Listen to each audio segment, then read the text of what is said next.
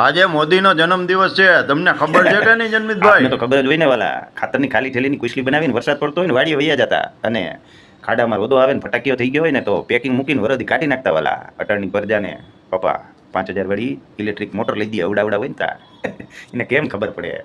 આપણે અડધી કલાકના આટાના ભાડું દઈને ઓલી નાની સાયકલ લઈ આવતા શીખવા, ચકો કેતા ચકો.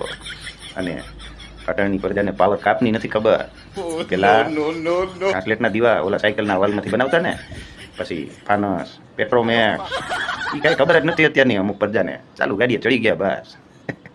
એટલે આ મોદીજીનો વિરોધ કરે એને કહો ખબર પડે. આ બધું આપણે ભૂલી જ ગયા છીએ. ઓલા ડબલા જંતુનાશકના તાર બાંધેલા રેલની પટરી ઉપર જતા ને, મોદીજીએ આવીને અમિતાભને એડ કરાવી બંધ કરાવ્યું.